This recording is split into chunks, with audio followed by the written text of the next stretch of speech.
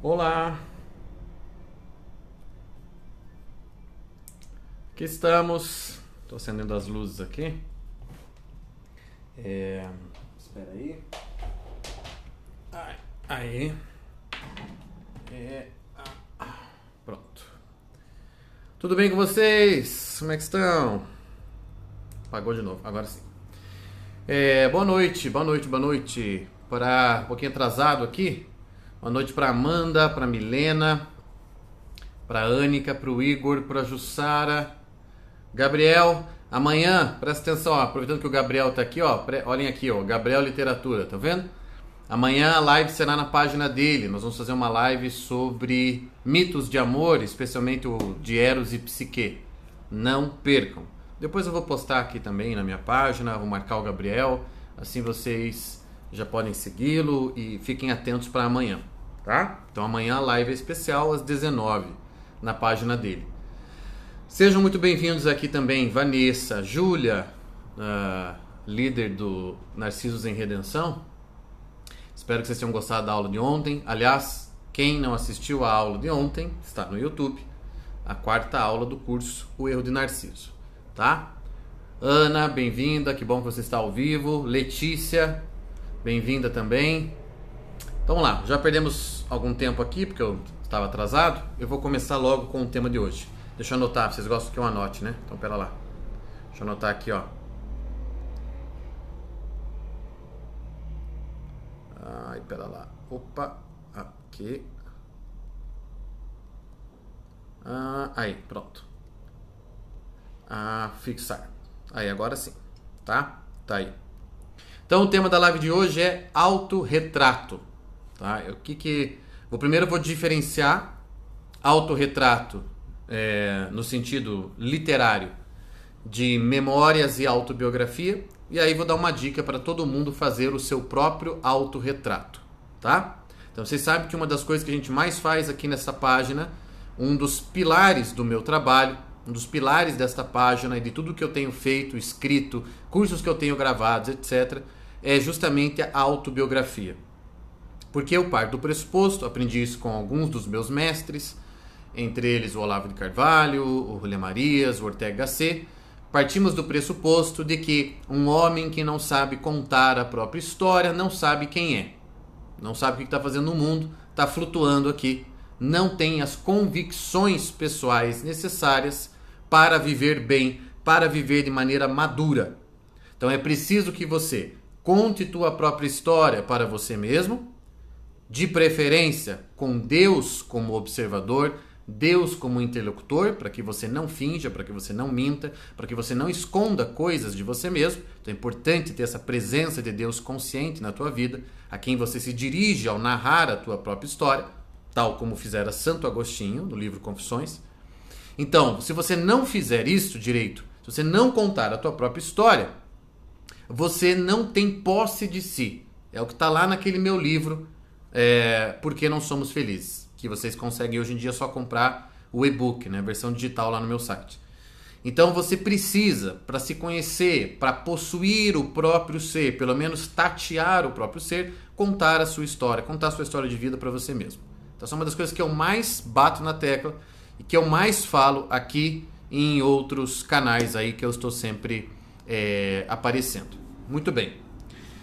Dito isso, no trabalho de querer reconhecer-se, saber quem você é, possuir a si mesmo, existem alguns recursos, alguns instrumentos.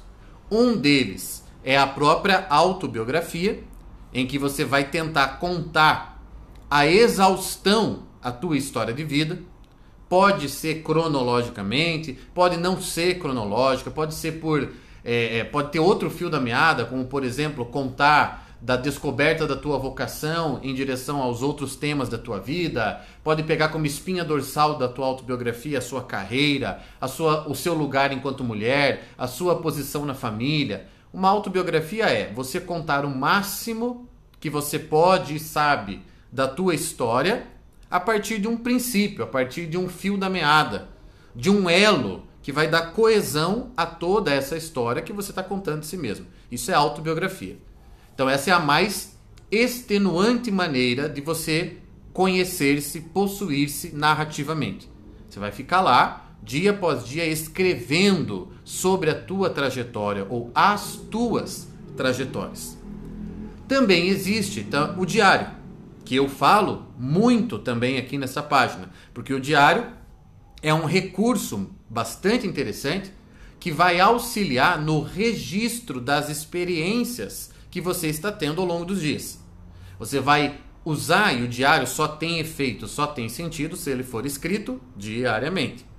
Você vai usar das experiências registradas no seu diário, daquilo que você tem vivido, o que você tem pensado, o que tem te acontecido.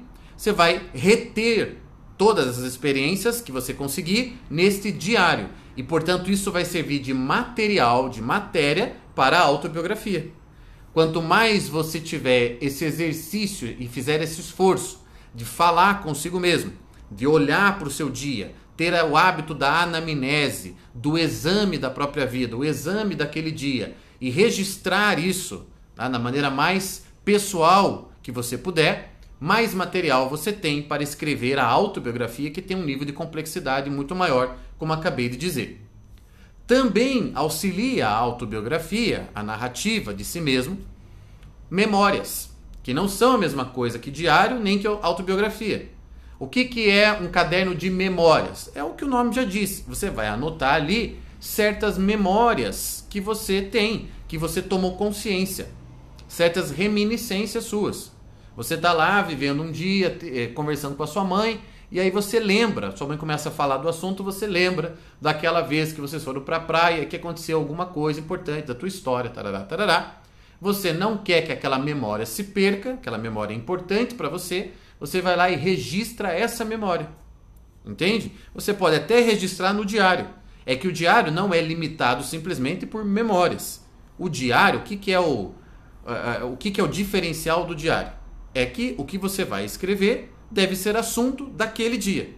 Seja porque você viveu, experimentou aquilo naquele dia, seja porque você pensou, lembrou de algo naquele dia, e esse é o tema do diário, então. Por isso, você pode usar do diário para registrar e escrever memórias.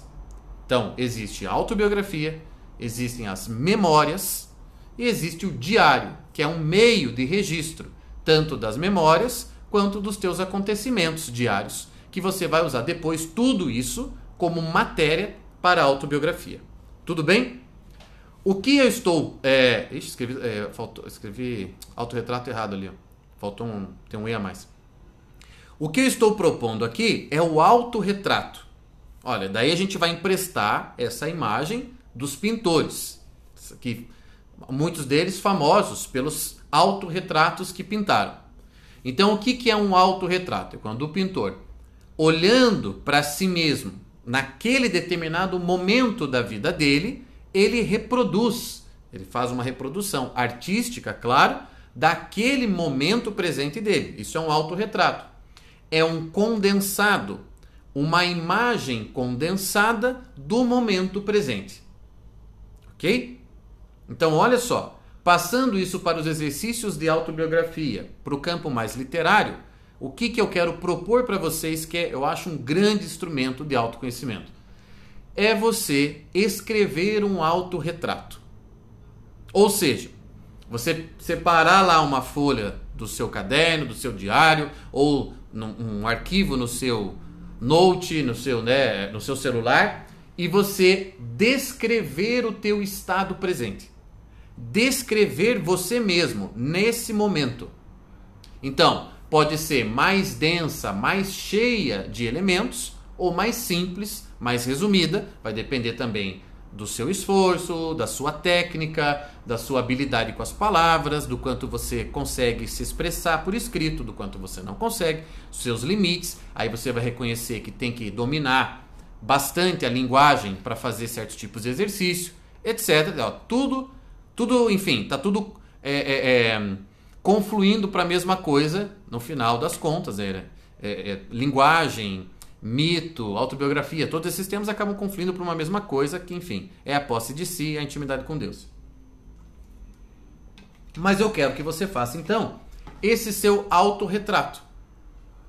Que, lembre-se dos pintores, é uma descrição, ao invés de tintas e desenho, é com palavras, uma descrição do seu momento presente de vida. O mais interessante dos autorretratos é que eles marcam fases da nossa vida, tal como pintores que fizeram diferentes autorretratos de diferentes momentos da vida deles.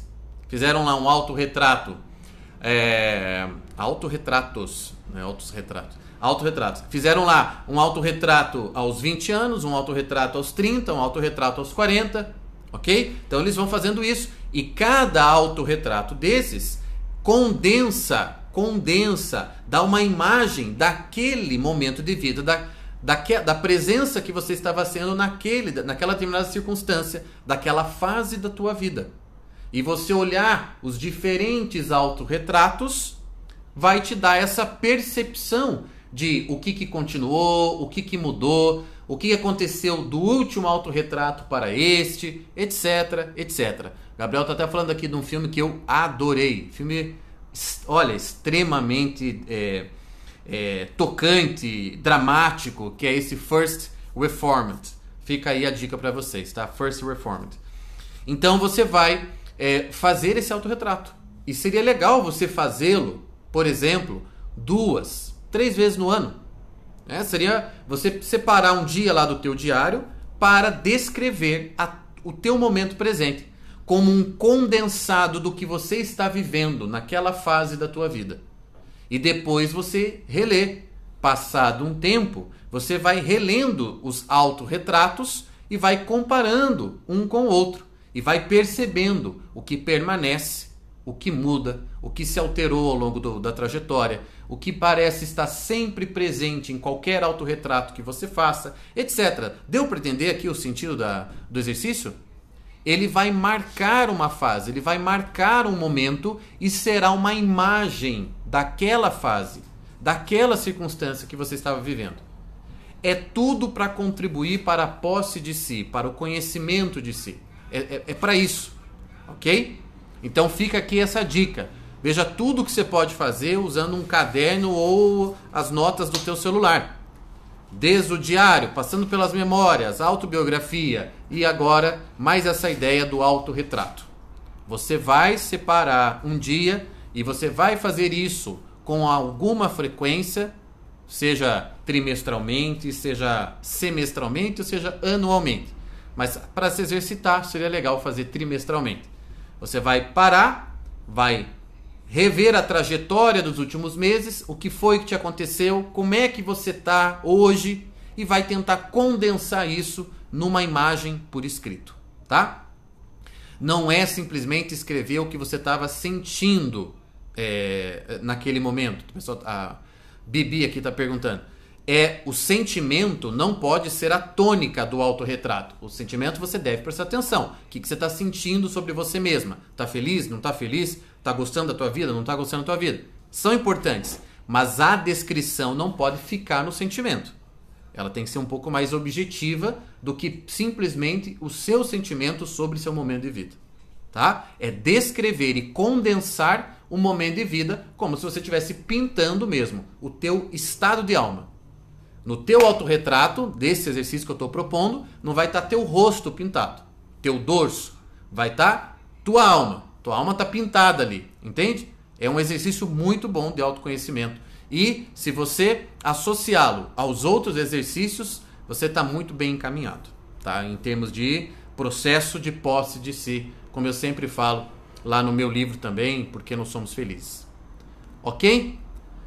Gente, o papo era esse hoje. Não é fácil, verdade.